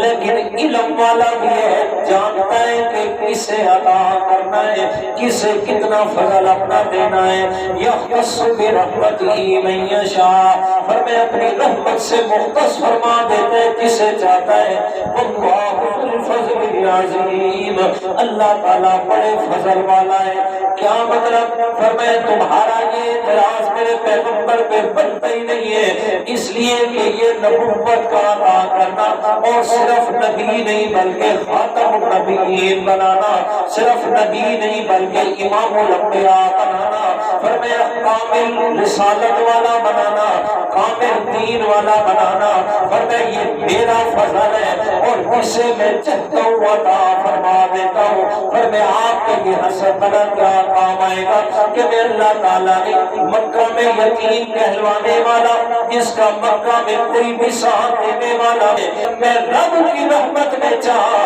میں اللہ تعالیٰ نے اسی مکہ کے یتیم کو اٹھایا، نبی بھی بنایا، پھر یہاں سے اٹھا کے بیت المقدس میں پہنچا کے امام الانبیاء بھی بنا دیا۔ فرمایا یہ میرا فضل ہے، یہ میری رحمت ہے، جسے چاہتا ہوں عطا فرماتا ہوں، مجھ سے پوچھنے والا کوئی نہیں ہوگا۔ اس لیے حاسد کے بارے میں نہیں آتا ہے نا، اور ہمارے شادی تھے وہ اکثر یہ جملہ فرمایا کرتے تھے، فرماتے تھے حاسد کا محسود کا جاتا کچھ نہیں ہے، حاسد کا رہتا کچھ نہیں ہے۔ محسود جس سے حسد کیا جائے وہ تو اپنی خوشیوں میں، اور حاسد جو حسد کرنے والا ہے خود بخود ہی جل رہا ہے، خود بخود ہی جل رہا ہے۔ پیارے پیغمبر کی حدیث فرمائے ایاکم والحسد فإن الحسد یأکل الحسنات کما تأکل النار الحطب، کما قال، فرمائے امت کے لوگوں کو اپنے آپ کو حسد سے بچا کے رکھنا، اس لیے کہ حسد نیکیوں کو ایسے کھا جاتا ہے جیسے آگ خشک لکڑی کو کھا جاتی ہے۔ جی، اور ہمارے ہاں تو اس کے علاوہ کوئی کام بھی نہیں ہے، حسد، بغض، دشمنی، نفرت، اس کے علاوہ کوئی اور ہمیں کام بھی نہیں ہے۔ فلانا خوش کیوں ہے، فلاں کے پاس اتنی نعمتیں، خوش کیوں ہوئے، ہونا تک فقیر ہے، ہونا تک محتاج ہے، ابھی تک جناب ایک ٹائم کا کھانا تھا، دوسرے وقت کا نہیں تھا، آج تو بڑی خوشیاں نال جناب کھانا پینا بھی۔ اور بھائی تمہیں کیا ہے، تیرے گھروں کھانا پینا، تیرا رزق کھا رہا ہے، وہ اپنے رب کا دیا ہوا کھا رہا ہے۔ جی، اور دوسری بات یہ کہ جس کے پاس جتنا بھی رزق ہے نا بھائی اس نے خود حساب دینا ہے، تینوں میں نکڑی تکلیف ہے، جتنا حساب ہے، جتنا رزق ہے، حساب کو تو خود دینا ہے نا۔ جی، وہ جانے رب جانے، تو اپنا ایمان خواہ مخواہ سے کیوں خراب کرتا ہے، خواہ مخواہ سے اپنی نیکیوں کو کیوں ضائع کرتے ہیں دوسروں کے ساتھ حسد کر کے۔ فلانا جی پہلے تو پیدل ہے، یہ موٹر سائیکل سے آگے، پہلے موٹر سائیکل ہے، یہ کار تھے، پتہ نہیں کیوں آگے، بھائی جنوں بھی آئے تھے کیوں نہیں تکلیف، آپ کو کیا مسئلہ ہے؟ کوئی آپ کے پیسے لے کے اس نے لیے یا آپ کے پیسے چرائے ہیں اس نے، جو آپ کو غصہ آ رہا ہے، کھا رہا ہے، پی رہا ہے، اچھا وقت گزار رہا ہے، تو بھی رب سے مانگنا، یا اللہ تو اسے دے سکتا ہے مجھے بھی دے دے۔ اس کو کہتے ہیں رش، رش کرنا جائز ہے، حسد کرنا گناہ کبیرہ ہے۔ آگے جی چوتھا شکوہ وَمِنْ أَهْلِ الْكِتَابِ مَنْ إِنْ تَأْمَنْهُ بِقِنْطَارٍ يُؤَدِّهِ إِلَيْكَ وَمِنْهُمْ مَنْ إِنْ تَأْمَنْهُ بِدِينَارٍ لَا يُؤَدِّهِ إِلَيْكَ إِلَّا مَا دُمْتَ عَلَيْهِ قَائِمًا۔ اللہ اکبر۔ یہاں فرمایا کہ یہود کی ایک بری حرکت کہ یہ پرلے درجے کے خائن بھی ہیں، خیانت کرنے والے بھی ہیں، خیانت علمی بھی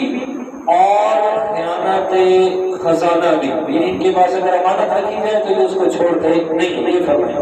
وَمِنْ أَهْلِ الْكِتَابِ اور اہل کتاب میں سے واضح ہوئے مَنْ إِنْ تَأْمَنْهُ بِقِنْطَارٍ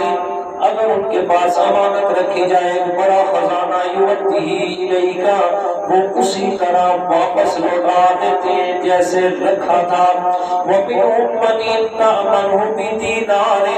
اور ان میں سے بعض وہ بھی ہیں کہ جن کے پاس اگر 1 روپیہ بھی رکھایا جائے لا یؤدِّهِ إِلَيْكَ بلند شلند کوئی نہیں۔ فرمایا واضح ہوئے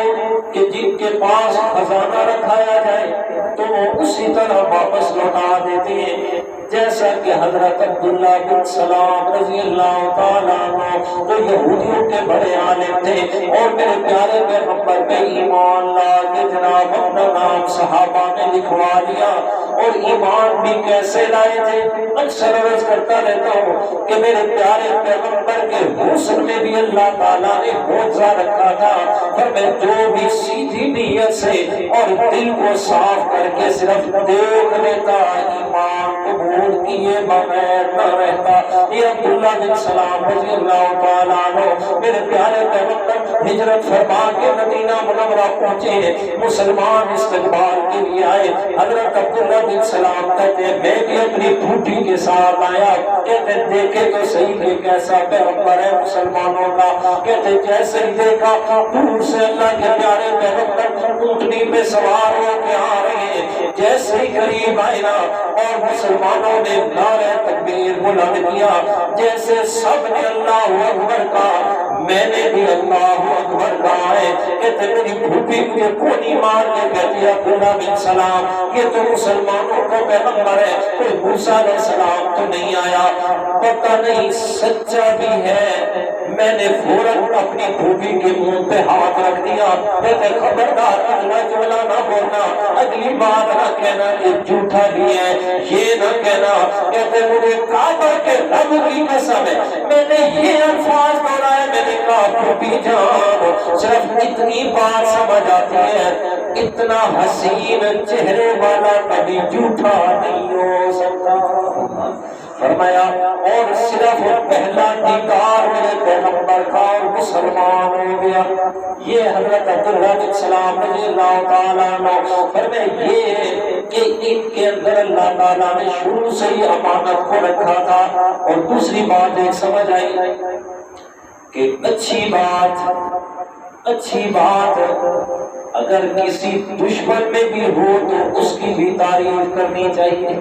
اس لیے کہ اسلام تعصب اور تنگ نظری کا دین نہیں ہے۔ اسلام تعصب نہیں سکھاتا، اسلام تنگ نظری نہیں سکھاتا، بلکہ اسلام انسان کو وسیع نظر بناتا ہے کہ اگر اچھی بات دشمن کے اندر بھی موجود ہے اس کی بھی صفت کی جائے، جیسے کہ اللہ تعالیٰ نے اہل کتاب کی تعریف فرمائی کہ بعض اتنے امانت دار ہیں کہ اگر خزانہ بھی امانت رکھی جائے منوان ویسے ہی لوٹا دیتے ہیں، اور ان میں سے بعض ایسے بددیانت بھی ہیں کہ اگر 1 دینار بھی رکھا جائے تو وہ بھی واپس نہیں کرتے۔ الا ما دمت علیہ قائما مگر جب تک کہ تو ان کے سر کے اوپر کھڑا رہے۔ ڈنڈا چاہ کے کھلوتا رہتا امانت دار، اگر نہیں تو پھر وہ اپنی مرضی کرتے ہیں، جیسے کہ ہم پاکستانی قوم میں اللہ معدوم تعلیم گائے گا بالکل ہمارے اوپر آتا ہے کہ ڈنڈا سنتے ہوئے تو ٹھیک ہے ساری باتیں ٹھیک کرتے ہیں، اور ڈنڈا ہٹا نہیں تو پھر اپنی بدیان کی ہم نے شروع کر دیا۔ آگے فرمایا ذالک بأنہم قالوا لیس علینا فی الأمیین سبیل۔ ان کا بکواس سنیے جو وہ کرتے تھے نا یہودی،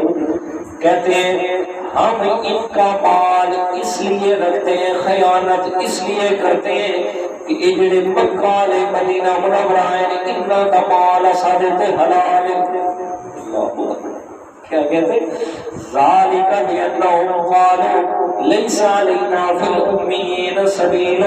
کہ ہمارے اوپر کوئی گناہ نہیں ہے کہ یہ جو مکہ سے لوگ آئے ہیں، یہ جو مکہ والے ہیں، کہ ان کے اوپر ہم ظلم کر کے رکھیں، ان کے ساتھ غلط سلوک کریں، ان کا مال کھا جائے، یہ ہمارے اوپر حلال ہے، ہمیں ضرورت نہیں ہے جناب ان کے ساتھ اچھا سلوک کرنے کی۔ فرمایا وَيَقُولُونَ عَلَى اللَّهِ الْكَذِبَ وَهُمْ يَعْلَمُونَ، اور وہ لوگ اللہ تعالیٰ پر بھی جھوٹ بولتے ہیں اور اس کو جانتے بھی ہیں۔ یہ ان کی علمی خیانت ہے، یہ علمی خیانت، یعنی اللہ پر بھی جھوٹ بول جاتے ہیں کہ ہم تو سارے کام کر رہے ہیں، ہمارے اوپر عذاب نہیں آتا، مطلب یہ ہے کہ ہمارے اس کام پہ اللہ راضی ہے۔ کہتے ہیں جو اگر یہ پیغمبر سچا ہوتا نا، اگر یہ سچا ہوتا تو ہم جیسے اس پیغمبر کی مخالفت کرتے ہیں تو فوراً ہم پہ عذاب آ جاتا، فوراً عذاب نہیں آ رہا ہے تو دلیل اس بات کی ہے کہ ہم بھی کیا ہیں۔ فَيَقُولُونَ عَلَى اللَّهِ الْكَذِبَ وَهُمْ يَعْلَمُونَ، فرمایا اللہ تعالیٰ پر بھی جھوٹ باندھتے ہیں، وَهُمْ يَعْلَمُونَ، اور جان بوجھ کے کرتے ہیں۔ دوسرے پارے میں آیت کریمہ گزر چکی ہے، فرمایا الذین آتیناہم الکتاب یعرفونہ کما یعرفون ابناءہم، حالانکہ حقیقت یہ ہے کہ یہ میرے پیارے پیغمبر کو ایسے جانتے ہیں کہ جیسے یہ اپنے بیٹوں کو جانتے ہیں، یہ جیسے بیٹے کے بارے میں یقین ہے کہ یہ میرا ہی بیٹا ہے، فرمایا پیغمبر کے بارے میں بھی یقین ہے کہ یہ اللہ کا سچا پیغمبر ہے، لیکن اللہ یکتمون الحق وہم یعلمون، فرمایا حق بات کو چھپاتے ہیں، فرمایا انجانے میں نہیں بلکہ جان بوجھ کے چھپا جاتے ہیں۔ بلا من اوفی بعہدہ واتقی فإن اللہ یحب المتقین، فرمایا کیوں نہیں جس شخص نے پورا کیا اپنا وعدہ، واتقی اور متقی بن گیا، اللہ تعالیٰ سے ڈر گیا، فإن اللہ یحب المتقین، بے شک اللہ تعالیٰ تقوی اختیار کرنے والوں سے محبت فرمانے والا ہے۔ ان الذین یشترون بعہد اللہ وایمانہم ثمنا قلیلا، بے شک جو لوگ جنہوں نے خرید لیا اللہ تعالیٰ کے وعدے کے بدلے میں اور اپنی قسموں کے بدلے میں ثمنا قلیلا، معمولی سا مال، تھوڑی سی قیمت، کیا مطلب؟ فرمائے جو لوگ اللہ تعالیٰ کا نام لے کے جھوٹی قسمیں لیتے ہیں، ایک دوسرے نمبر پہ اللہ تعالیٰ کا نام لے کے لوگوں سے غلط بیانی کر کے پیسے بٹورتے ہیں، ثمنا قلیلا، فرمائے چاہے لاکھوں روپے کیوں نہیں ہے لیکن بدبیانی کی وجہ سے اللہ تعالیٰ کے ہاں اس کی ایک روپے کے برابر بھی قیمت نہیں ہے، تو یہ فرمائے یشترون بعہد اللہ وایمانہم ثمنا قلیلا،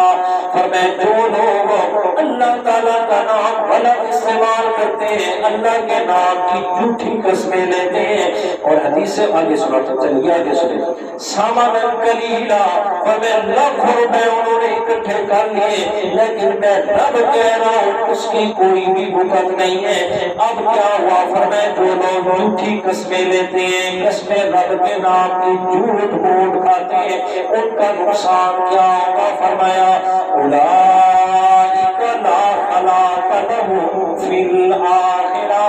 فرمایا ایسے لوگوں کا آخرت میں کوئی بھی حصہ نہیں ہے، میں اللہ تعالیٰ نے آخرت میں ان کے لیے کوئی بھی چیز تیار نہیں کی ہے۔ دوسری بات ولا یکلمہم اللہ، میں اللہ تعالیٰ نے قیامت کے دن ان سے بات بھی نہیں کرنی۔ تیسرا عذاب ولا ینظر الیہم یوم القیامہ، اور میں اللہ تعالیٰ نے قیامت کے دن ان کی طرف دیکھنا بھی نہیں ہے۔ چوتھا نمبر ولا یزکی علیم، اور میں اللہ تعالیٰ نے وہ پاک بھی نہیں کرنا، اور 5واں نمبر والا ہوں عذاب علیم، اور ان کے لیے میں اللہ تعالیٰ نے دردناک عذاب تیار کیا ہے۔ جی تو جھوٹی قسم اور جھوٹا بیان، جھوٹی شہادت، اللہ تعالیٰ کے نام کی جھوٹی قسم لینا اور کے بدلے میں پیسے لینا، جی اور اللہ اکبر، یہ میں اپنی چھوٹی سی عمر میں کئی لوگوں کو دیکھ چکا ہوں۔ ہمارے رشتہ دار تھے میرے دادے حال کی طرف سے، تو انہوں نے وراثت کا جھگڑا تھا، اور آج سے تقریباً 40 سال پہلے کی بات ہے، وراثت کا جھگڑا تھا، اور وراثت کے جھگڑے میں آگے جس کے پاس کیس چل رہا تھا وہ جج مرزائی تھا، یعنی احمدی جو ہے مرزائی لوگ ہیں وہ تھا، تو اس نے اس مرزائی کے ساتھ میل ملاپ کر کے پیسے سے دے کے اس کو ایگری کر لیا اس بات میں کہ کسی طریقے یہ بات پہ آ جائے نا کہ انہیں کہیں کہ یہ مجھ سے قسم لے لیں، اس بات میں نا قسم لے لیں۔ تو چونکہ وہ میل ملاپ سارا ہو چکا تھا، جب تاریخ پہ گئے تو جج نے کہا کہ جی بتائیں، آپ سارے لوگ جو ایک طرف کھڑے ہیں، آپ اس سے قسم لیتے ہیں اس بات پہ، یہ قسم اٹھا لیں کہ جناب اس جگہ کا ان لوگوں کا اس میں کوئی بھی حصہ نہیں ہے۔ تو سادہ لوگ تھے، انہوں نے کہا جی ٹھیک ہے سر، قسم گرنے اگر قسم دے دے گا قسم پیچھے ہٹ نہ سکتا، تو وہ تو پہلے جھوٹی قسم پہ تیار کھڑا تھا، وہ جناب اس نے کہا جی جیسا میں قسم دیتا ہوں یہ ساری جگہ میری ہے، ان کی نہیں ہے، حالانکہ کیا ہکے دادے کے پوترے، یہ بھی نہیں ہے کہ وہ الگ الگ تھے، ایک ہی دادے کے پوتے تھے، یعنی ایک ہی دادے کی وراثت تھی، جب ایک کی ہے تو دوسروں کی کیوں نہیں ہے؟ ایک برادری وراثت ہے تو باقیاں بھی کیوں نہیں؟ اب چونکہ وہ سارا میل ملاپ ہو چکا تھا، تو انہوں نے کہا جی قسم دیتا ہے جی یہ لیتے ہیں، اس نے کہا جی گنتے ہیں قسم، تو ان کے خیال میں یہ تھا کہ یار یہ جھوٹی قسم کہاں سے اٹھائے گا، چونکہ خود سیدھے تھے کہ کہاں سے اٹھائے گا جھوٹی قسم، اس نے کہا جی میں قسم دینا۔ اچھا وہ چلے، جب مسجد کے دروازے پہ گئے نا تو پھر اسے کہا اللہ پاک سوچ گئے، اس نے کہا نہیں جی میں سچا، میں لینا قسم، تو بڑے بھائی نے کہا، اس نے کہا مار تو اپنے نانا، اللہ تعالیٰ انصاف کرے سیاست بالکل پوری قسم نہ گے تو دفع ہو، بس چھوڑے ہم یہ جگہ نہیں دیتے۔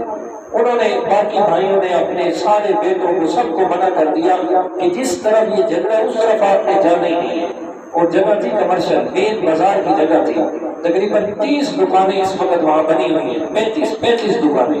تو سارے بھائیوں کی 4 بھائی تھے، وہ 3 4 دکانوں کی جگہ آنی تھی۔ ہوا کیا ہے، جھوٹی قسم اٹھا کے وہ جگہ تو لے گیا، اس وقت اس کے بیٹوں کا اور اس کے بھتیجوں کا اور بیٹوں کا یہ حال ہے کہ اپنے گھر کی جگہ بھی نہیں ہے کہ جس میں وہ بیٹھ سکے، کچھ بھی باقی نہیں رہا، اور خرچ کہاں پہ ہوئے؟ جوا پہ، شراب پہ، زنا پہ، بدکاریوں پہ، عیاشیوں پہ، بدماشیوں پہ، سارا کچھ خرچ ہو، سب کچھ ختم۔ تو یہ تو دنیا کی بات ہے نا، اور آخرت کی بات یہ لا خلاق لہم فی الآخرہ، اور میں رب کہہ رہا ہوں کہ ان کے لیے آخرت میں کچھ بھی حصہ نہیں ہوگا۔ اس لیے پہلے لوگ، آپ جو بزرگ بیٹھے ہیں اس بات کو جانتے ہیں کہ کتنی دفعہ ایسی بات آتی ہے کہ سچی قسم اٹھانے کے لیے بھی لوگ پیچھے ہٹ جاتے تھے، سچے بھی ہوتے تھے پھر بھی پیچھے قسم تو اسد نہ چلے بھی ڈر لگ جائے، اللہ کے نام کی قسم اسد نہ چلے ڈر لگ جائے، یعنی ڈرتے تھے اس بات سے کہ سچے بھی ہیں پھر بھی قسم نہیں ہوتا۔ لیکن آج کیا، آج تو کبھی سوچے نہیں۔ حدیث پاک ہے، آپ صلی اللہ علیہ وسلم نے فرمایا جس نے جھوٹی قسم اٹھائی اس نے اپنے اوپر جہنم کو واجب کر دیا، جھوٹی قسم اٹھائی اپنے اوپر جہنم کو واجب کر دیا، آپ وہ جہنم سے نہیں بچ سکتے۔ کیوں؟ قسم کا کیا مطلب ہے کہ ہم اپنے اس کام پہ اللہ کو گواہ بنا رہے ہیں کہ یا اللہ تو گواہ ہوگا کہ میرا یہ کام ٹھیک ہے، اگر وہ جھوٹ ہے تو رب کو کس پہ؟ جھوٹ پہ گواہ بنا رہے ہیں، اور رب کو جھوٹ پہ گواہ بنانے والا بنا اپنے ایمان کی خیر بنے۔ اچھا جی، تو فرمایا کہ نہ میں نے اس سے کلام کرنا ہے، نہ اس کی طرف دیکھنا ہے، نہ اسے پاک کرنا ہے۔ جب پاک نہیں ہوگا تو جنت میں کیسے جائے؟ جی اور فرمایا وَلَهُمْ عَذَابٌ أَلِيمٌ، ان کے لیے بھی اللہ تعالیٰ نے دردناک عذاب تیار کیا، کوئی چھوٹا موٹا نہیں، دردناک عذاب ان کے لیے بھی اللہ تعالیٰ نے تیار کیا۔ وَإِنَّ مِنْهُمْ لَفَرِيقًا يَلْوُونَ أَلْسِنَتَهُم بِالْكِتَابِ لِتَحْسَبُوهُ مِنَ الْكِتَابِ وَمَا هُوَ مِنَ الْكِتَابِ۔ پانچواں شکوہ ہے کہ یہود کی خیانت علمی کا بیان کہ یہ اللہ کے دین میں بھی بڑی خیانت سے کام لیتے ہیں۔ کیا بات؟ لَفَرِيقًا يَلْوُونَ أَلْسِنَتَهُم، ایک گروہ ایسا تھا جو زبان کو مروڑ کے بات کرتا، چکنی چپڑی باتوں میں لوگوں کو الجھا کے رکھتا۔ وَيَقُولُونَ لِتَحْسَبُوهُ مِنَ الْكِتَابِ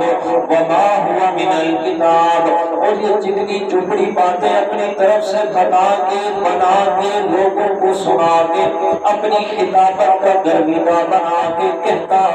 کہ یہ جناب اللہ کی کتاب کا حکم ہے، حالانکہ اس طرح نہیں ہوتا تھا۔ وَيَقُولُونَ هُوَ مِنْ عِنْدِ اللَّهِ وَمَا هُوَ مِنْ عِنْدِ اللَّهِ، کہتا کہ یہ اللہ کی طرف سے نازل شدہ ہے، حالانکہ وہ اللہ کا حکم نہیں ہوتا تھا۔ وَيَقُولُونَ عَلَى اللَّهِ الْكَذِبَ وَهُمْ يَعْلَمُونَ،